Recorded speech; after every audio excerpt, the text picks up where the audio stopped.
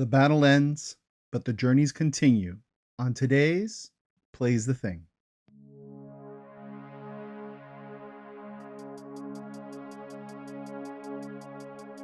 Hi, I'm Aldo. Welcome to Plays the Thing, the channel where I share my experiences prepping and playing tabletop role-playing games. Today we are wrapping up our ShadowDark the Gloaming campaign with our finale, Part 3.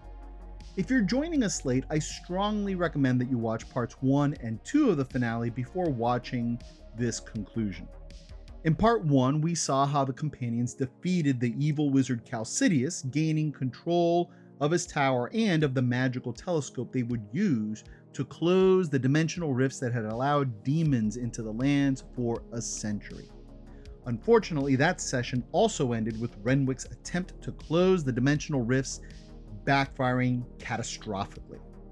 In part 2, we learned that Renwick's failure was due to Vidris, a demon lord who cursed Renwick and aimed to seize the tower for himself. We then saw the epic battle against the demon lord, which culminated with a final, desperate attack by the dwarven cleric Torsen, who managed to destroy Vidris on the cusp of the demon lord's victory. However, with 3 companions unconscious and bleeding out, the survivors face a desperate race against time to save their friends. Before we see how it all concludes, if you've enjoyed this ShadowDark content and the other videos I produce, please consider liking the video, subscribing to the channel, and tapping the bell icon. Alright, so let's rejoin our heroes in their moment of crisis and discover the ultimate fate of our Gloaming campaign. The battlefield after Torsen felled Vidris was a scene of both victory and crisis. Vidris was destroyed, but Torsen had fallen too, impaled by the explosion of glass that resulted from Vidris' destruction. Renwick the wizard and Ursula the half-orc fighter had also fallen, and Rowena, the party's healer, was incapacitated by a cackling madness caused by a spell failure. The tension was palpable, though I was mainly concerned for Torsen. See, ShadowDark's death rules are actually quite forgiving. When reduced to 0 hit points, characters roll 1d4 plus their constitution modifier to determine how many rounds they have before death. During this time, other characters can save them through magical healing or by stabilizing them with an intelligence check against a DC 15, essentially a first aid roll. In my games, I only allow 2 characters to stabilize a dying character at a time. The dice had given Ursula and Renwick 5 rounds to live, and they still had 4 remaining when Vidris fell. Though magical healing wasn't available and Rowena was incapacitated by cackling madness, 4 characters could still perform first aid, making survival likely. Torsen, however, had just 1 round left. As the new round began, the invisible Githa rushed to Ursula but failed her stabilization roll.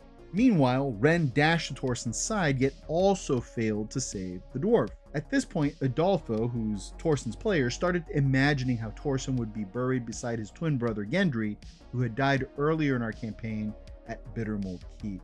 Then came the moment of relief. Kraith joined the effort to stabilize Torsen and successfully stabilized the dwarf. Everything else unfolded as I expected. Benji saved Renwick, and Githa finally stabilized Ursula. When Rowena finally broke free from her magical delirium, she witnessed a scene of exhausted triumph. Ren playing soothing music near the stabilized Torsen, Benji tending to Renwick, and Githa and Kraith caring for Ursula. Against overwhelming odds, they had won, and the comments flooding our signal chat captured the moment perfectly. We had 2 movie quotes, one from Jason, who quoted Pulp Fiction when he typed, "What happened here was a miracle and I want you to fucking acknowledge it." And the other TV quote actually was from Mike, and that was when he quoted a line from the Eccleston run on Doctor Who, and he said, "Just this once, everybody lives." With Vidris destroyed, the dimensional rifts began closing, and though demons still roamed the land, no new infernal creatures could cross into their world. The catastrophe that had threatened to consume the entire region had been averted through the companions' courage and sacrifice, and it felt good. It felt earned. At that point, I asked for 2 things to bring our campaign to a close. I asked each player to give me first a scene description of what their characters did at the tower as they recovered from their wounds. And second, I wanted them to give me a sense of where their character would be 6 months later. And this is what we got. As dawn broke, golden light streamed through the tower windows, bathing the exhausted companions in warmth. Renwick regained consciousness first, opening his eyes to find Rowena anxiously watching over him. "You did it, you stupid, brilliant man," she exclaimed, and then she kissed him. The kiss left Renwick dizzy for hours. Ursula woke next, immediately searching for demon corpses. Finding only shattered mirror fragments where Vidris had stood, she frowned with disappointment at missing the demon lord's destruction. Torsen was the last to regain consciousness, whispering prayers of gratitude for sparing not just his life, but those of all of his companions. As they recovered and gathered their belongings, the companions exchanged knowing glances. Their shared ordeal was ending. The rifts were closing, the demon incursion halted. While demons still roamed, their numbers would dwindle without reinforcements, and standing at the tower's edge, they watched magical energy tethers stretch across the landscape, sealing the dimensional tears. The sky cleared of a natural darkness, and for the first time in months, stars shone bright and unobscured. And then Andrew, Kraith's player, made it all take a turn. Typing in the signal, he said that as his companions celebrated victory, Kraith stood at the tower's edge, tears streaming down his face. Time seemed to stop as the Willow Man of Fear appeared before him, threatening not only Kraith's life, but those of his friends. "I failed and broke my promise," Kraith admitted, "but make me your avatar with the incredible boon you promised, and my body and will is yours to control. I will instill fear in these lands until vanquished by my own friends."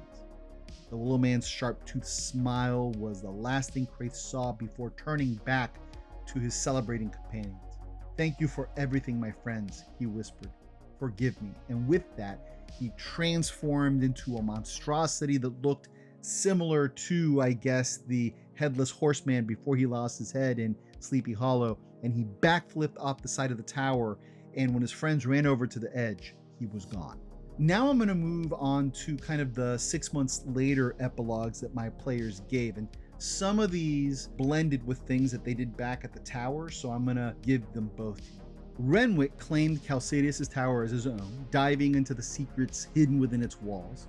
He ensured that both Chalcidius and Jakku the Polyglot received proper burials, the former to prevent hauntings and the latter to honor a promise that he had made. Rowena then announced that she would travel out into the world to find other witches like herself to strengthen the bonds between them, to build a coven for their mutual protection and for the ability to strengthen each other's powers so that they can keep the land safe, and also to create a safer space for people like themselves. And it was great because at this point, Jason said that Renwick looked disturbed, and he kind of told her, "Well, I was kind of hoping that you would, I don't know, maybe stay here with me." And when Jason typed that into Signal, everybody was just like, "Oh, that's so amazing, it's so sweet." You had seen this building relationship between these two characters all throughout the campaign.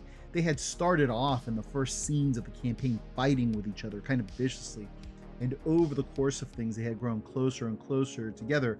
And Renwick doesn't show emotion very well, and here he was kind of breaking down and admitting that he wanted to be with her. It was this very sweet moment. And then what was cool is that Rowena declined, and everybody had these kind of shocked emojis and stuff, and she said no, she sweetly does. She says that she just has this unfinished work that she needs to do, and she needs to go out in the world to do it. But she said, "But I promise that I will return here as often as I can." And they ended their scenes by saying that over the course of months she had indeed returned, that every time Renwick would receive her with open arms. So I thought that that was a very nice and kind of nuanced way to end their relationship. Benji had a very satisfying end too. He'd been this halfling thief that they met on the island. He'd always proved himself to be very, very greedy, very, very interested in wealth and gems and gold. And he had left the tower with deep pockets bulging with a lot of treasure.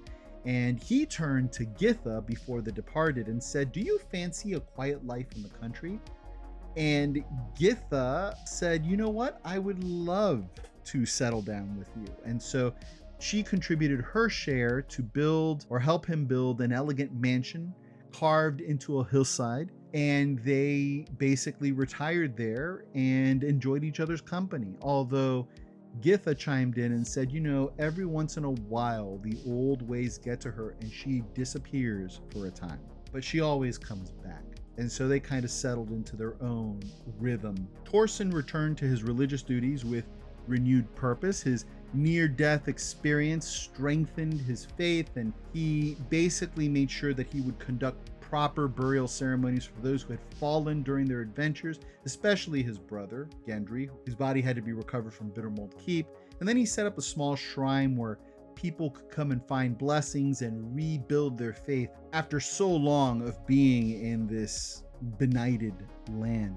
As for Ren, she suffered from the inability to really make connections in life, and so she never really totally felt connected to the party. And Dan wrote this really nice piece where he kind of described what was going on in her mind as she surveyed everybody in celebration in the moments before Kraith had his transformation. He described how each one of the characters was associated in her mind with a particular musical instrument and a particular musical style. She had all of those kind of resolve into a complete melody in her mind, a story that demanded to be told. And then we learned that 6 months later, she had established herself in a capital city somewhere with a king as her patron. Her opera Der Zauberwald was proclaimed one of the greatest masterpieces of the age, starring herself as the clown-like companion Scricciola, alongside a talented tenor named Lucien, who played the Mad Mage. Their adventures against the demon threat in the, quote, haunted wood, unquote, captivated noble audiences who would never know how closely the fantastical tale reflected reality. And by the way, that mention of the tenor Lucien is Dan shouting out one of my own player characters from the Ravenloft campaign that my wife runs, and so Dan's having a little bit of fun there. And then we come to Kraith. 6 months later, terrifying tales spread of a savage creature systematically eliminating entire families. One night, a woman and her child fled towards their barn, pursued by a mysterious and terrifying figure. Inside, they discovered the husband's headless corpse. As the woman turned in horror, the man once known as Kraith revealed his grinning, sharp teeth and hurled his shield at them. Before the child could react, his mother fell headless to the ground. A moment later, a familiar roar echoed from the rafters as Ursula descended with her great axe raised high, determined to end the reign of terror that had once been her companion. And that was a scene cut. And finally, we come to Ursula. Mike tells us that she spent some time helping Renwick clear out demons from the island, and then she went to track down Kraith. And although she was successful in defeating Kraith, she ended up walking with a permanent limp as the battle had cost her. And she went and built a small hut out in the swamps and returned to her preferred life, which was that of hunting and foraging. And that is how the campaign ended. It felt really good on so many levels, and I want to thank my players for their investment and their thoughtfulness and their creativity, everything. It was just a pleasure to run this game for the past year or so. I can't believe it's over, but I'm also left with a feeling of great accomplishment for us as a group for having brought it to such a satisfying end. Now, some reflections on signal play. My previous experience with play-by-post happened decades ago, and it was just okay. Really, it was too much reading from self-indulgent writers where I'd lose my train of thought. Signal, however, forced everyone to be concise. My posts were probably the longest since I often had to narrate multiple actions cohesively, but I strived to be punchy and evocative, and I think it really worked. The players probably did an even better job than me. The game moved quickly, and I felt like I was playing all day, every day for about a week. It enhanced almost every moment of my life. Waiting in line, stopped at a light, between classes, everything became more exciting. The game was also far more suspenseful as situations developed over the course of a day rather than instantly at the table. The most memorable moment came when Jason and I discussed Renwick's options as the wizard confronted Vidris at the telescope. When Jason decided Renwick would lunge past the Demon Lord for one final attempt to close the rifts, we all knew the entire game hinged on a single die roll. It was evening in Miami when Jason made that decision, but since Jason was in Japan and he was at work, he couldn't make the roll until he returned home 8 hours later. Everyone went to bed wondering what would happen. I remember getting ready the next morning when my wife Lauren excitedly called out, "Did you see Renwick's die roll? A 22." Waiting for that sort of thing just became really exciting, and I'd be thinking about it all the time. Finally, the intervals between moves made me contemplate potential futures more deeply. Initially, it seemed almost certain that the mission would fail, the characters would die, and our Gloaming campaign would become the seed event of a much larger calamity that characters elsewhere would have to face. When I shared this possibility with my daughters, who don't play the game but they like to hear the stories, they thought it would be really interesting to have that happen, and they began imagining what that world might look like. They were happy for my players when they won, but part of them was disappointed because they found the alternative intriguing. In short, it was a blast, and I'm tempted to try it again soon. If I do, I'll definitely create a dedicated signal thread for the game. We ran our finale through our regular group chat, which sometimes disrupted the flow of things, and that's the one mistake I think that we made with our signal experiment. So, live and learn, but all in all, a successful experience. That about does it. If you've enjoyed this ShadowDark campaign series, please let me know in the comments. I'd love to hear which moment stood out to you or what characters you connected with the most. In the meantime, I thank you for tuning in, and as always, I wish you good health, I wish you good cheer, I wish you good gaming. Goodbye.